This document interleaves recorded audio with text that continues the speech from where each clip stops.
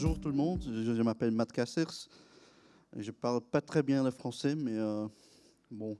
Cédric, il m'a dit qu'il sera souffleur dans ce théâtre. Bon,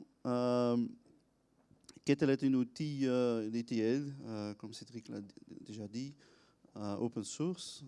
Et moi, je suis le fondateur. J'ai créé l'outil en 2001, mis en open source en 2005. Et pendant 12 ans, j'ai travaillé pour Pentao et après Hitachi Vantara et j'étais le chef de projet dans ce outil. Je veux parler un peu de Kettle et après je vous présente les plugins Neo4j et après je vais continuer avec des démos. C'est toujours plus intéressant de voir ce qui se passe que de parler dessus. Voilà. C'est quoi en fait Pentao Data Integration? C'est utilisé beaucoup au monde. Des entreprises comme Google, Facebook, LinkedIn, ils sont tous standardisés sur Kettle parce qu'ils peuvent faire n'importe quoi avec. Parce que ça porte une licence Apache Public License. Ça veut dire plus qu'1 million de lignes de code en open source. Et c'est bien équipé, il y a une grande communauté et tu peux le télécharger sur SourceForge. On cherche le projet Pentao et PDIC, ça veut dire Pentao Data Integration Community Edition. La dernière version, c'est 8.1, c'est complètement gratuit.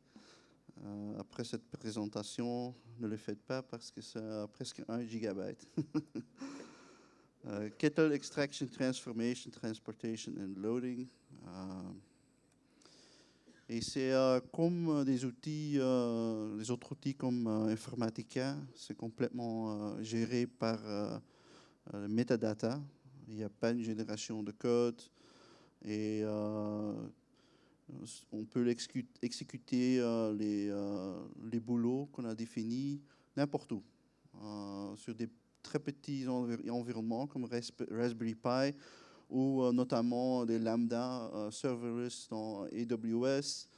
On peut l'exécuter dans des conteneurs comme Kubernetes ou Docker ou sur des environnements virtuels. On a deux types de travaux. On peut faire des jobs pour le workflow et parallel streaming avec des transformations. Et voilà. On peut éviter de programmer des trucs sur le niveau très bas, mais on expose des programming partout parce que c'est toujours une question de 90 ou 95,5 et les 5%, on doit vraiment exposer aux utilisateurs en JavaScript, Java, ou n'importe quoi. Et voilà. On a une intégration avec Git qui est utilisée beaucoup. On a aussi et il y a des liens dedans et on va vous donner la présentation après. On va vous envoyer, alors il ne faut pas prendre note. Et on a aussi une intégration avec des tests. Alors on peut vraiment utiliser tous les practices, the best practices dans le monde de développement, quoi. Bon, avec un main, je vais vous montrer un peu Spoon, qui est notre éditeur graphique. Par exemple, les transformations, à côté, il y a des catégories. On peut voir des catégories. Laisse-moi faire un zoom pour les gens en bas. Il y a une catégorie Neo4j où on a créé 3 plugins pour faire, je vais discuter ça. Pour lire des data, n'importe quel genre de data, c'est disponible pour vous, des databases relationnelles, n'importe quoi qu'on peut imaginer. C'est bien équipé, comme j'ai déjà dit. Aussi, pour l'output, pour écrire n'importe quel format fichiers, du database, des bases de données, excusez-moi. Mais aussi les sources et targets modernes comme Kafka sont disponibles, comme Mongo, comme Kafka et Microsoft Event Hubs. Et pour les transformations, bon, on sait tout le monde qu'on a des problèmes de data quality partout. On doit faire du cleansing, faire de calculation, n'importe quoi. Tout ce que vous pouvez s'imaginer, c'est déjà dans l'outil. Et il n'y a aucune limite dans Kettle pour ce qui se concerne la distribution de data. Alors ça, c'est un peu... on utilise un système drag and drop pour ajouter des nouvelles étapes. Et c'est très facile à utiliser. Il y a de l'aide dans chaque outil. On tape sur Help. Et notamment, on peut aussi mettre en français. Alors, ça, j'ai pas déjà fait, mais on peut faire l'outil en une liste de langues. Alors, on peut l'utiliser en français. Bon, il y a des débuggers dedans. On peut prévoir les fiches des data. On peut, il y a trop à expliquer en 5 minutes. Alors, je vais vous montrer quelques exemples spécifiques après. On continue.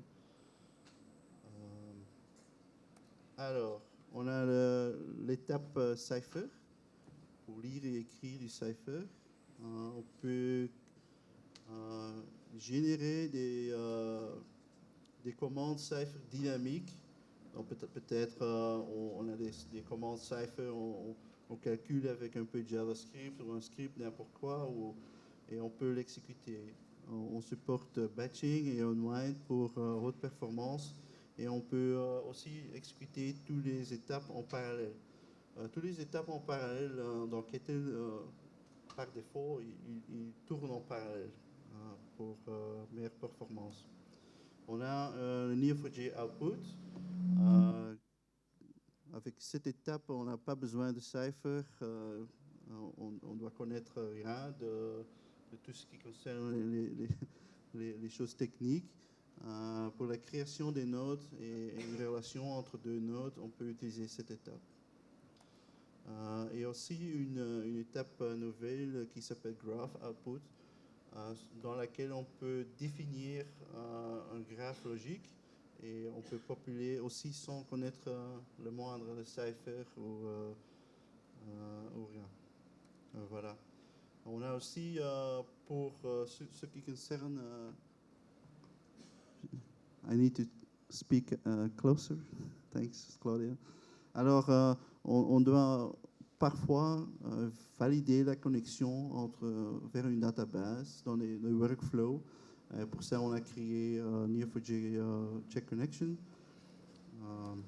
Et aussi, parfois, on doit créer des index, on a des scripts à faire, et on a aussi une étape JobInty qui s'appelle CypherScript. Premier exemple, on va charger un peu de data dans Neo4j. On va lire un fichier CSV en parallèle. Et on va aussi créer des nodes en parallèle. Voilà, ça c'est cet exemple. Voilà, ici on a le fichier. On peut le voir en bas ou oui. Ça va? Très bien. Ça va. Alors, dans cette étape-là, on peut définir le format du fichier. Et on peut voir le data, le logiciel dedans. Et ce sont c'est du data démon, quoi.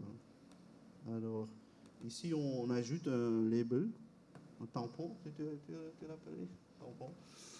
Ce tampon peut être dynamique. Alors, dépendant, tu peux avoir le tampon dans le fichier même. Chaque ligne peut être différente. dire label. Comment? Tu peux dire label. Dynamic Labels. Et voilà, si on tourne ça, on voit que Kettle a créé 5 threads en parallèle pour populer les nodes.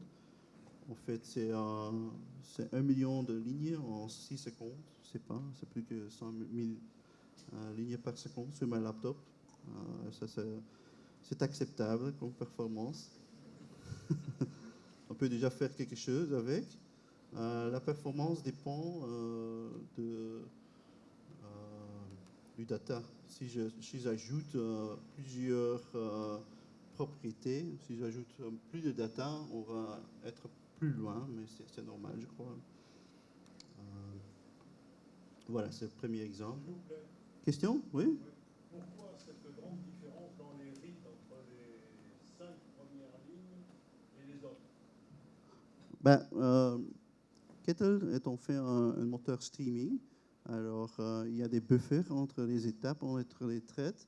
Et pour Kettle lire du data, surtout on a des SSD maintenant, c'est très très très vite. Après n'importe quoi, c'est fini. C'est un i9 avec 6 corps.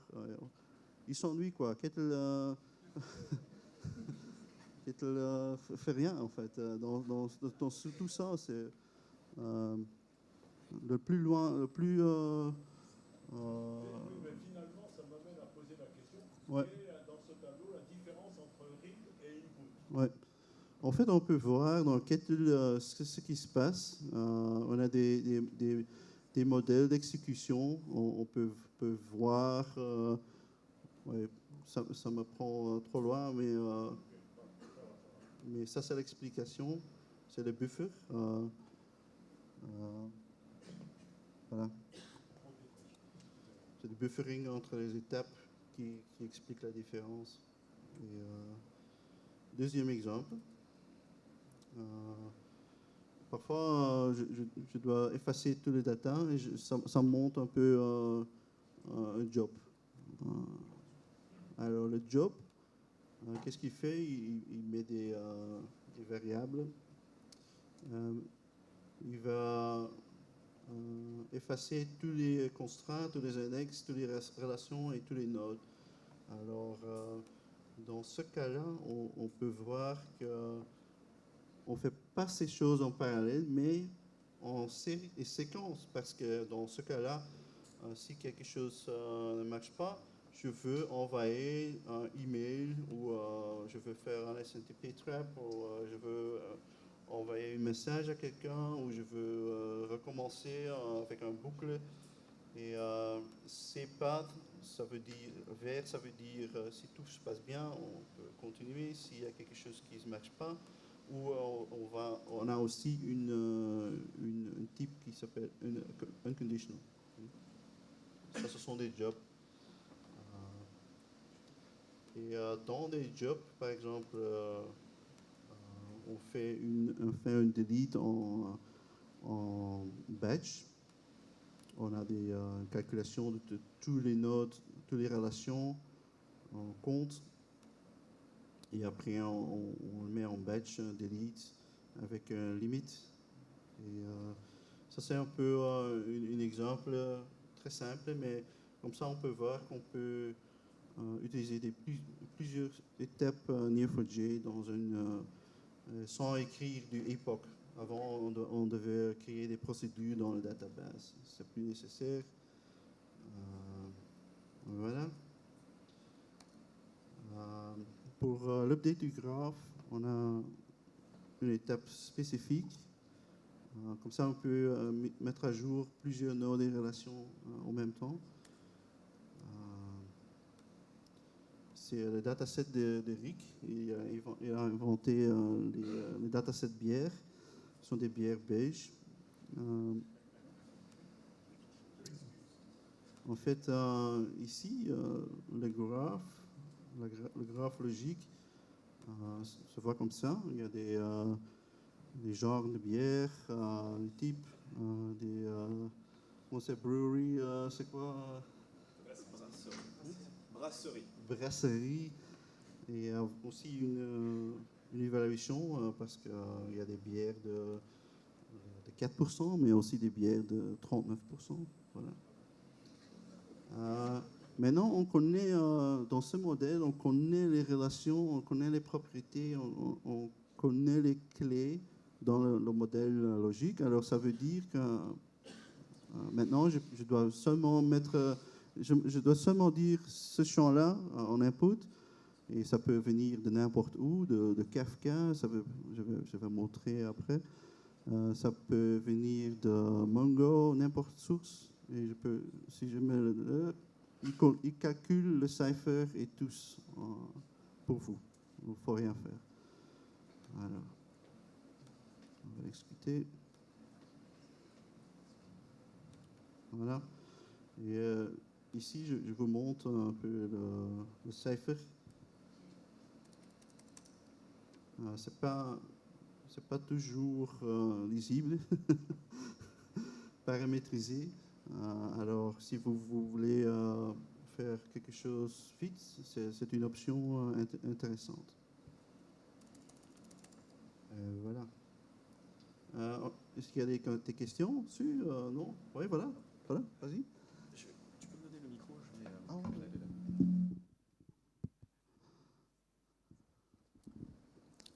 Merci pour la présentation, mais j'ai une question pour l'évolution de Kittle.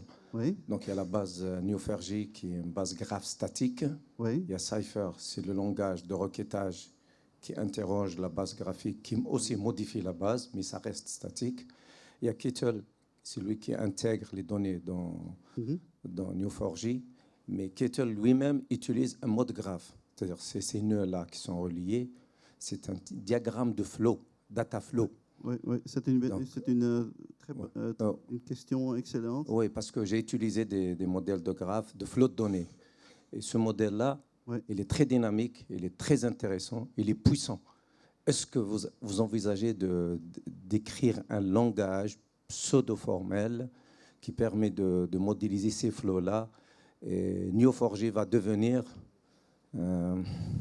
des automates dynamiques et des graphes de flow de données dynamiques. Ça existe déjà dans les systèmes à événements discrets dans le domaine de l'automatisme, ce modèle-là qui existe depuis 20 ans. C'est une évolution possible et c'est ça ce qu'on... C'est vraiment... on n'est pas encore là, mais c'est une possibilité parce que toutes les étapes, c'est du metadata, quoi. Hein. Et moi, j'ai commencé à mettre tous les metadata dans Neo4j, à commencer. Et après, on verra où ce sera pas trop difficile à écrire des systèmes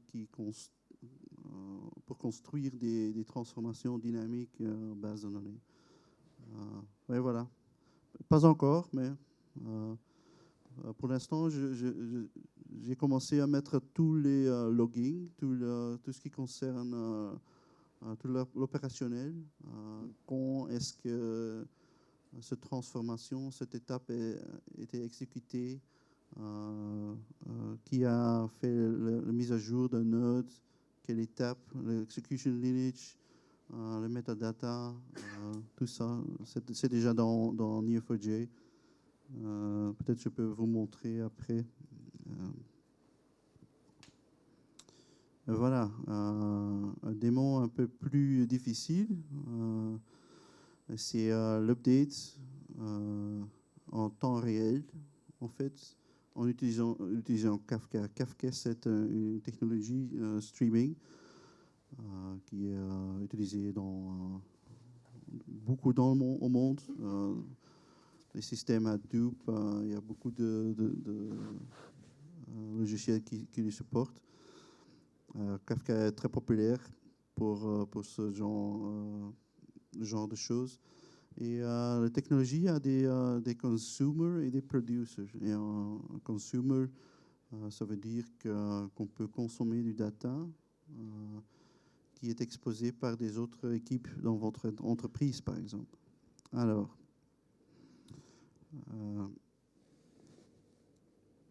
un instant.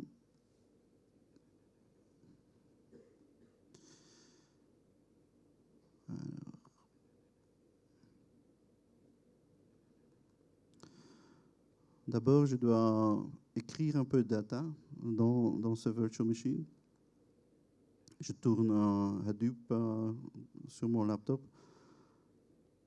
Et je le limite à environ 100 lignes par seconde parce qu'autrement le VM se plante parce que ça prend 16 gigabytes de mémoire ou quelque chose, je ne sais pas.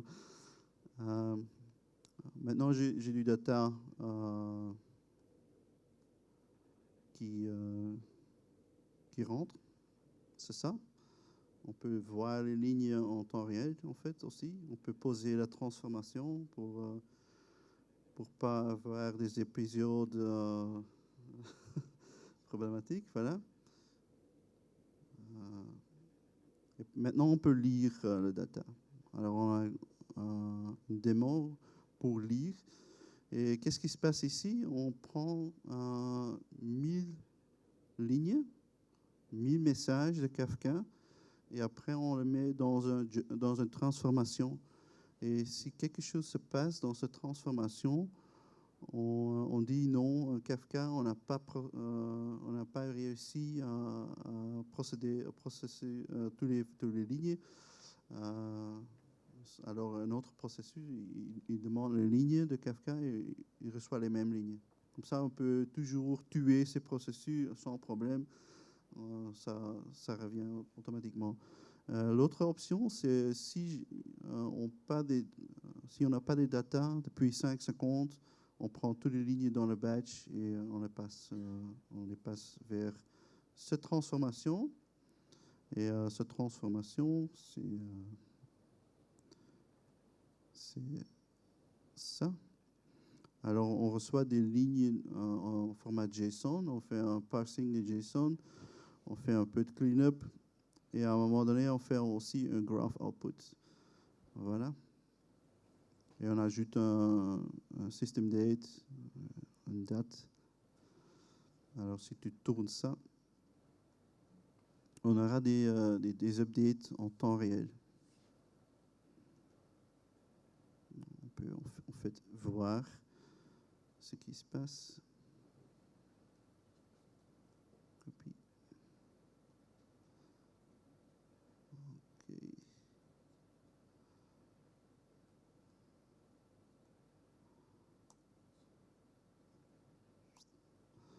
Alors, le date va s'augmenter aussi l'ID. Et comme ça, on peut voir que maintenant, on fait un update en temps réel. Pour créer des transformations comme ça, dans des systèmes assez complexes, ça prend 1 heure peut-être, demi-heure.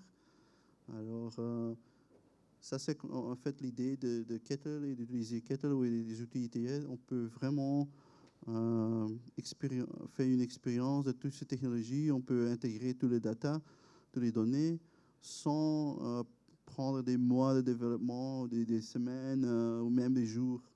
En demi-heure, on doit avoir des data sur l'écran. Et voilà, c'est ça l'idée. Des questions sur ce sujet? Oui, voilà, vas-y.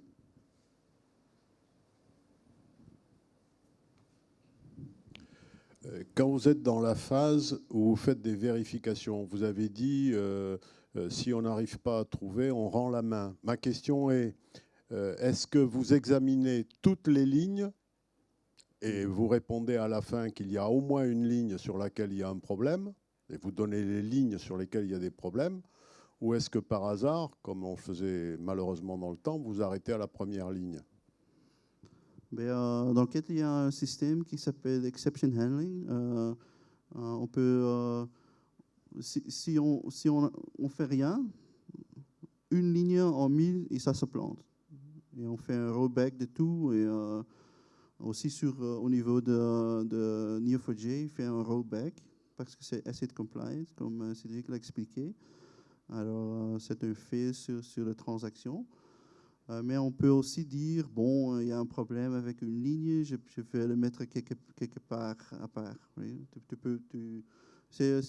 C'est plutôt la stratégie, on a le choix. Voilà. C'est la problématique de rejet. On Ouais, rejette des les rejets, lignes dans un fichier de rejet qui n'ont pas été intégrés. On peut faire des rejets, mais après, on doit faire quelque chose avec. Ouais, voilà. C'est un autre problème. Voilà. D'autres questions? Non? Ouais, parfait. Alors, c'est sympa. Mais je vais quand même tuer tout. Voilà, maintenant j'ai tué le Kafka. Et après quelques secondes, on voit que ça s'arrête. Et on peut tourner ces transformations toute la journée, toute la semaine, toute l'année sur un serveur. Et on peut avoir plusieurs qui tournent en parallèle parce que Kafka supporte lire en parallèle. C'est une technologie très intéressante pour faire du scaling, pour faire l'automation et communication avec d'autres équipes, d'autres logiciels dans l'entreprise. Matt, tu peux rappeler en 2 mots à quoi sert Kafka pour les gens qui ne connaîtraient pas? Kafka, c'est un logiciel qui tourne surtout sur Hadoop, Big Data. C'est un queue, en fait. On peut mettre du data dedans en mode streaming. Et voilà, on peut lire en parallèle. Merci. Ouais, je sais pas. L'alternative en mode streaming, c'est par exemple Microsoft Azure Event Hubs. Ils ont aussi les mêmes trucs, mais ça ne tourne pas sur le PC, ça tourne dans le cloud, sur Azure, évidemment. Et l'autre, c'est Amazon Kinesis. Ce sont tous des technologies comparables. Voilà, je vais le tuer. Et l'idée, c'est je peux tuer des transformations, je peux l'arrêter, je peux n'importe faire. On ne va jamais perdre des données. Hein? C'est très intéressant.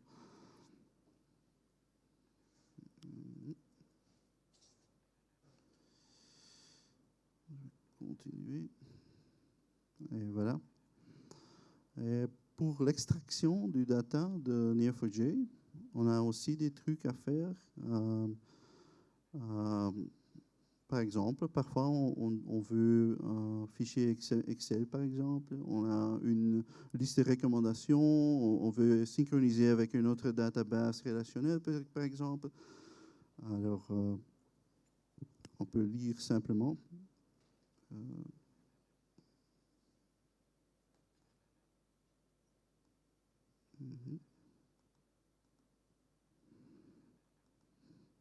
Alors ici, on a une commande Cypher assez simple. On prend tous les brands, tous les breweries, tous les brasseries, tous les strengths, toutes les évaluations et tous les types. Et on a une liste en output assez simple. Alors, comment est-ce que ça se voit? Voilà. Qu'est-ce qu'on fait après? On fait une collection de tous les types de bières, une collation, une concatenation, séparation avec des virgules. Et après, on fait un tri. Et si on tourne ça, on aura un fichier assez simple.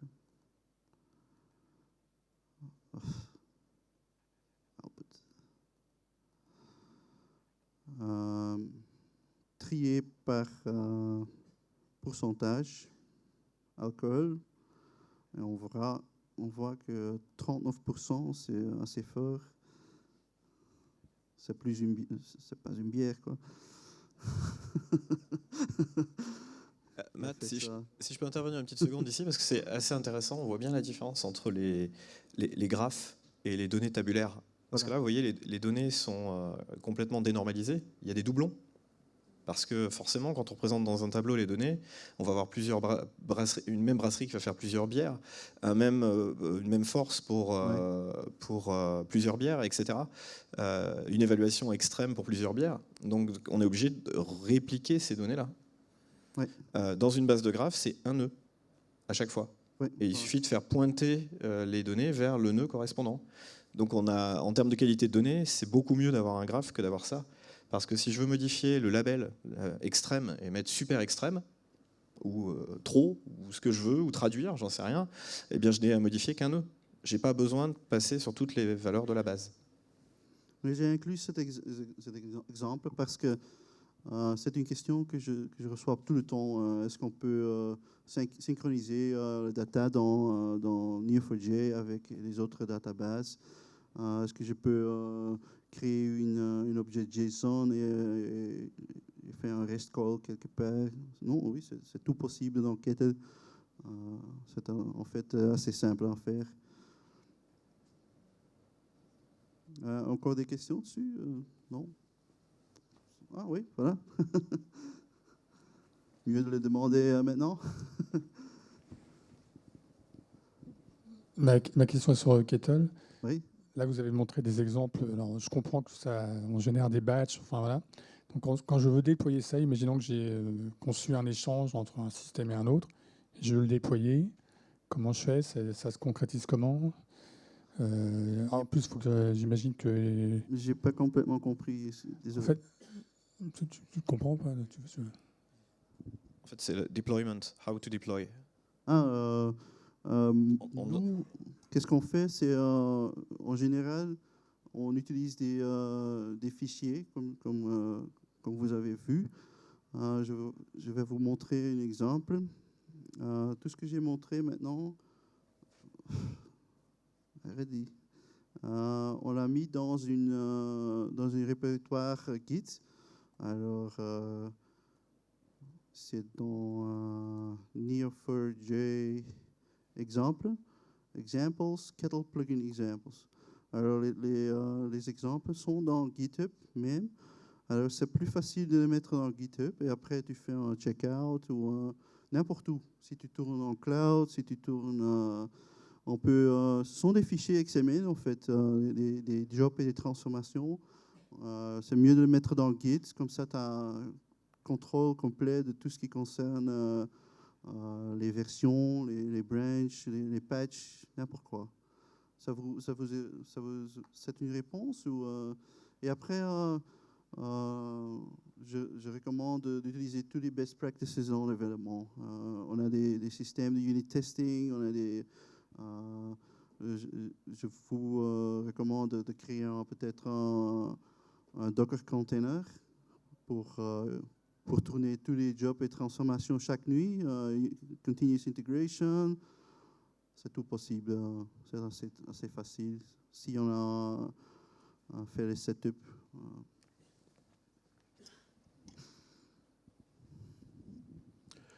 Je ne suis pas sûr d'avoir bien compris la question qui était posée, donc je vais la reposer comme moi je l'ai comprise et vous en poser une autre dans la foulée.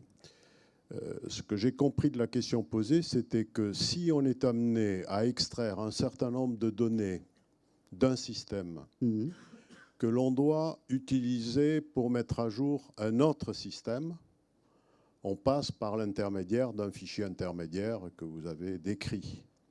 Et ceci veut dire qu'on amène dans la compréhension de la stabilité des informations de l'ensemble des systèmes à une situation du premier système avant d'extraire les données et du deuxième système avant qu'il ait digéré, traité les données qui lui ont été transmises. Donc, parce que là, on revient sur des problèmes de batch de grand-papa. Et il faut s'assurer qu'on a bien une définition des états stables des différents systèmes, sachant que le premier système, entre le moment où on a fait une extraction et le moment où l'autre a terminé sa mise à jour, il peut lui-même avoir évolué, y compris sur une partie des données qui ont été transmises. Voilà. C'est pour Donc- cette raison que des systèmes comme Kafka sont très populaires parce que à ce moment-là, on sait exactement où on est dans ce process. Voilà. Sinon, si on n'a pas disponibilité de Kafka, c'est très important de faire, de capturer le logging, tout ce qui concerne quand est-ce que j'ai exécuté, sur quelle date, n'importe où. Kettle supporte n'importe outil pour faire ça, mais depuis quelques semaines aussi Neo4j même, parce que dans Neo4j, on peut voir l'exécution, le lineage, quand est-ce que quelque chose s'est mis à jour. Et parce que ce problème est un graphe aussi. Quelque chose se passe, il y a un problème, une erreur. Où est-ce que où c'était l'erreur? Qui a fait ça? Qui a mis à jour? Et voilà. J'ajoute d'ailleurs que c'est un cas d'usage dans une grande banque française où on fait exactement ça avec Neo4j sur des traitements qui ne sont pas forcément ETL. La liste des applications, leur interaction, il y a une panne sur une application, quel est l'impact sur les autres? Donc c'est un cas d'usage de Neo4j aussi.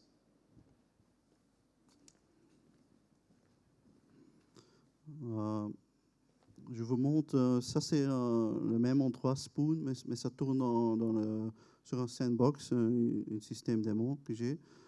Et je tourne aussi un Neo4j dessus, évidemment. Et on peut voir les exécutions de transformation. Par exemple, l'exemple que j'avais avant avec les bières. On peut voir l'exécution des étapes. On peut voir les lignes en input, n'importe quoi. On peut voir même le logging. Matt, est-ce que tu peux nous expliquer ce que représente chacun de ces nœuds? Les nœuds sont des exécutions. Les nœuds en rouge, c'est en fait le metadata. On voit le fichier, quel fichier est exécuté, quand. Et ça, c'est l'exécution de cette transformation. On peut aussi voir les étapes dessus. Et, alors une étape, c'est un élément intermédiaire d'une transformation. C'est les petites choses qui ont été glissées-déposées sur les écrans de Kettle. Donc dans ce cas-là, je peux vous montrer en fait. Graph. Une étape de lecture dans la base de graphes. Ce sont les étapes. Lire un fichier. Read bears, ça veut dire ici. Read bears, voilà, c'est celui. Et on peut voir le metadata, quel type de plugin, le nom, mais aussi, on peut aussi avoir des détails de l'exécution. Les dernières exécutions, c'est j'ai 0 erreur, c'est ligne en input, même le logging. Qu'est-ce que ça a écrit, tu vois?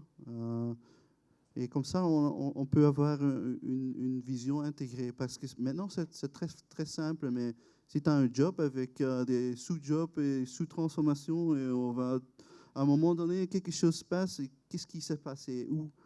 Et avec ce genre de graph, on peut dire, on peut exécuter un algorithme short spot entre l'étape et le job en haut, et on peut voir ce qui s'est passé, quel chemin est-ce qu'il a appris. Voilà. C'est ça qu'on est en train de faire. Je vais juste montrer ça un peu pour cadrer ça. Et l'étape suivante, c'est de connecter le data même. On a mis à jour, par exemple, la brasserie. C'était mis à jour avec celui. Alors, si je sais que cette étape a mis à jour, je peux ajouter des connexions, des liens, des relations, parce que c'est c'est presque gratuit pour Neo4j pour ajouter des liens. Et pour après, ça veut dire que je sais dans le graphe qui a mis à jour, sur quel temps, qu'est-ce qui s'est passé, quelle duration. Et après, avec le fichier, tu sais dire, ce fichier est dans GitHub, qui a mis à jour ça hier, tu peux résoudre tout. Et voilà, c'est ça que je voulais expliquer ça un peu. J'ai encore 4 minutes, alors. Pour finir, j'ai encore un dernier petit exemple. C'est le Kettle JDBC Driver. On peut exposer Neo4j en SQL en fait dans Kettle. Et je vais vous montrer comment ça marche. On a le même query en Cypher, en mode tabulaire en fait. On fait la même agrégation. Et après, on peut dire, voilà, je vais définir un data service, un démon. Et ça devient une table virtuelle. Alors, on peut tester ça. On peut exécuter du SQL contre la transformation.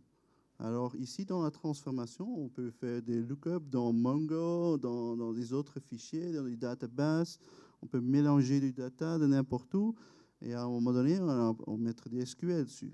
Et ici, ça veut dire order by strength descending, c'est du SQL.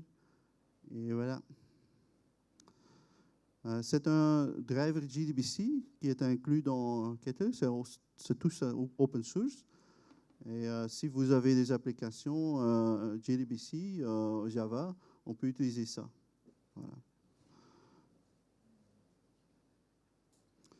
Voilà. Pour finir,